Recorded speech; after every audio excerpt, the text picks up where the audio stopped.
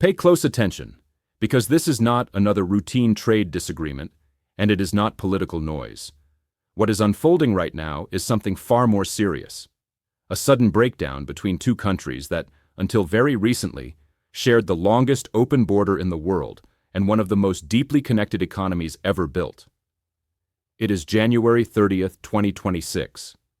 Trade talks between the United States and Canada have been shut down. A defense partnership that once defined North American security is under visible strain. Supply chains that took generations to build are being pulled apart in real time. And a single repeated message from the White House now sits at the center of it all. We don't need Canada. Here is the part that makes this moment different, and far more important than most headlines suggest. Canada supplies the United States with the heavy oil its refineries were designed to run on, electricity for millions of homes, tightly integrated auto manufacturing networks, and some of the world's most strategically important critical minerals.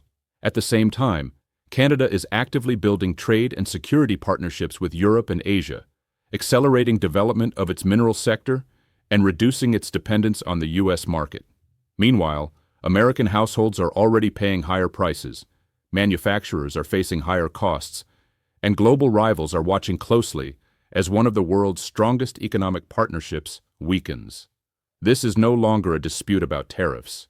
It is a turning point for energy security, industrial competitiveness, and geopolitical influence. The relationship between the United States and Canada has deteriorated in ways that would have seemed unimaginable just 2 years ago.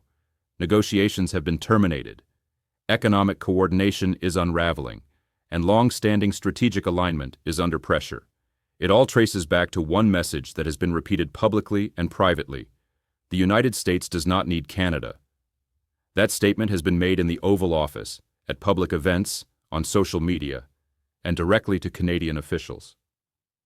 Each time it is repeated, American companies feel tighter supply constraints, consumers see higher prices, and global competitors quietly gain confidence. Because when a country says it does not need a partner like Canada, what it is really saying is that it is willing to test how far it can push a system that was built on interdependence. And that test is already producing measurable results. The turning point began in December 2024, during a tense meeting at Mar-a-Lago, when President Trump suggested to then Prime Minister Justin Trudeau that Canada could avoid future tariffs by becoming part of the United States.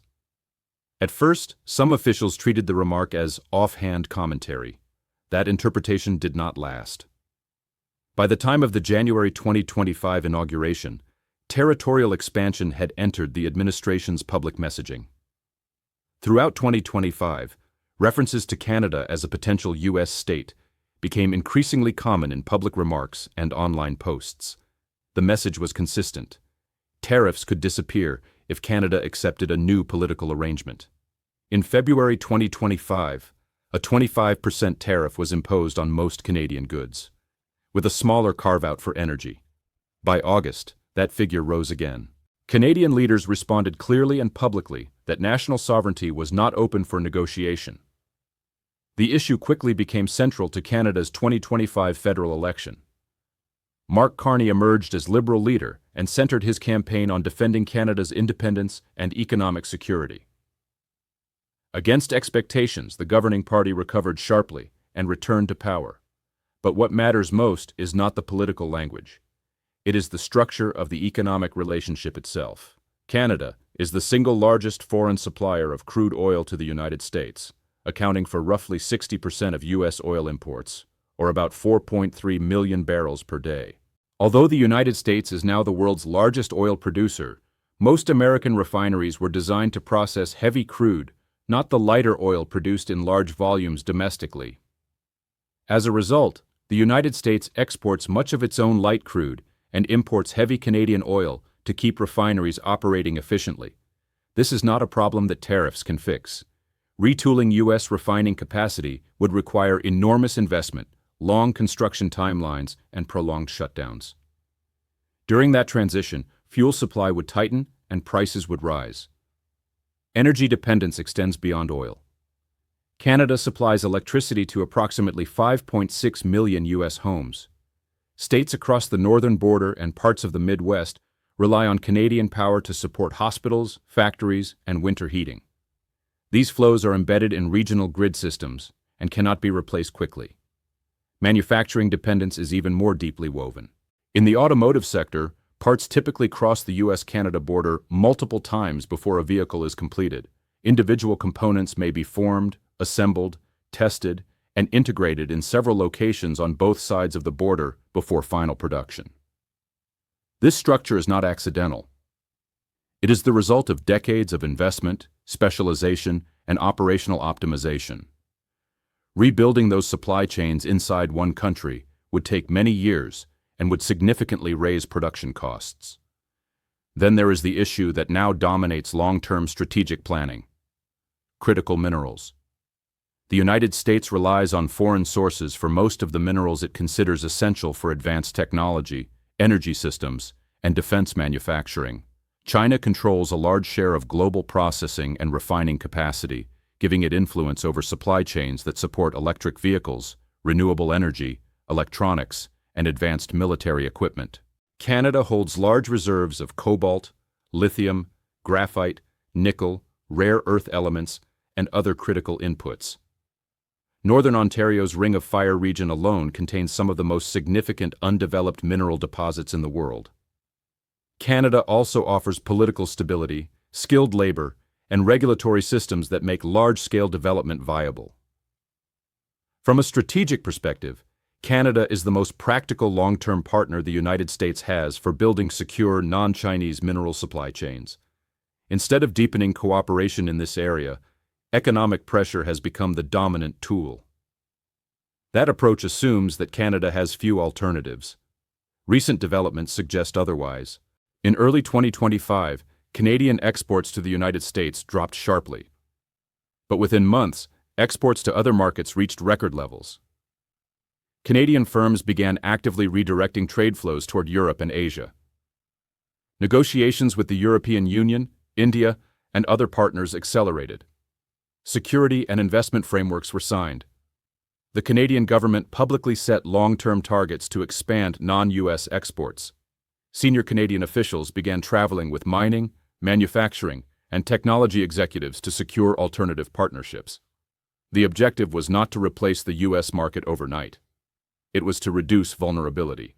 At the same time, the economic impact inside the United States has become increasingly visible. Independent economic analysis estimated that the tariff regime reduced household purchasing power by roughly $1,200 per year. That cost is now reflected in higher prices for vehicles, appliances, clothing, and food, as well as in rising input costs for manufacturers. Companies dependent on Canadian materials and components face a difficult choice: absorb higher costs and reduce margins, or raise prices and risk losing customers. Many are doing both. Border states have been especially affected. Manufacturing orders have slowed. Refineries face greater price volatility. Export-dependent firms have seen contracts canceled or delayed. Former U.S. diplomats familiar with the relationship have described the current situation as the most strained period in modern history. An important detail is often overlooked in public debate. Outside of energy, the United States runs a trade surplus with Canada in many categories. The headline trade imbalance largely reflects the oil imports required to operate American refining infrastructure. In October 2025, the U.S. administration formally ended all trade negotiations with Canada. The stated reason was a public advertising campaign funded by a Canadian province that criticized protectionist policies using historical remarks from a former U.S. president. Canada's response was restrained. By that point, alternative markets and partnerships were already being developed. Public opinion inside Canada also consolidated rapidly. Polling showed strong opposition to foreign control over Canadian resources and a broad consensus in favor of reducing dependence on the U.S. market. This shift carries implications far beyond bilateral trade. The USMCA agreement is scheduled for mandatory review in July 2026. That review was originally expected to focus on limited technical updates. It will now take place in an environment shaped by suspended negotiations, active trade barriers, and deep political distrust. Mexico is closely observing how the United States treats its closest economic partner. So is Europe. So is Asia. Global firms considering new supply chain investments are questioning whether access to the U.S. market can be relied upon when political disputes can abruptly reshape trade policy. Strategically, the consequences are even broader. Allies are watching how economic pressure is applied among long-standing partners. Rival powers benefit when cooperation between major democratic economies weakens. As trust erodes between partners, competitors gain room to expand influence without needing to take dramatic action. This brings the discussion back to the central claim that the United States does not need Canada. In practical terms, that position implies higher energy costs, tighter power supplies in some regions, more expensive manufactured goods, weaker access to secure critical minerals, and higher inflationary pressure. It implies reduced competitiveness for U.S. producers and greater uncertainty for investors. It also implies a steady erosion of international confidence in the reliability of American economic policy. The underlying issue is not trade balances or technical compliance disputes. It is a view of international relationships as purely transactional, where compromise is treated as loss and cooperation is interpreted as weakness. That approach may appear effective in short-term bargaining. In global economic systems, however, it produces cumulative and often irreversible consequences. Partners do not pause and wait. They adapt. They diversify. They build alternatives. Canada is doing exactly that. Internal trade barriers are being reduced. Mineral development is accelerating. New export routes and partnerships are forming. Defense spending and industrial policy are being adjusted to reflect a less predictable regional environment. Most importantly, political agreement around reducing strategic dependence on the United States has solidified. If the goal was to extract greater concessions, the result has been the opposite. If the goal was to strengthen national economic influence, the effect has been increased isolation. If the goal was to secure privileged access to Canadian resources, those resources are now being actively offered to other partners. The statement, "We don't need Canada," is not only economically inaccurate, it is strategically costly. The United States and Canada built one of the most successful and durable economic relationships in modern history.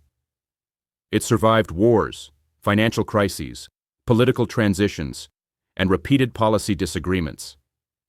It is now being dismantled not because it failed, but because its mutual benefits are no longer being treated as shared value. 6 months from now, both countries will arrive at the USMCA review with very different expectations.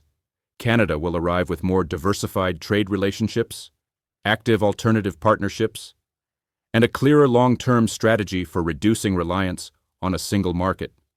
The United States will arrive having weakened one of its most reliable economic and strategic relationships, and having signaled to the world that access to its market is increasingly subject to abrupt political shifts.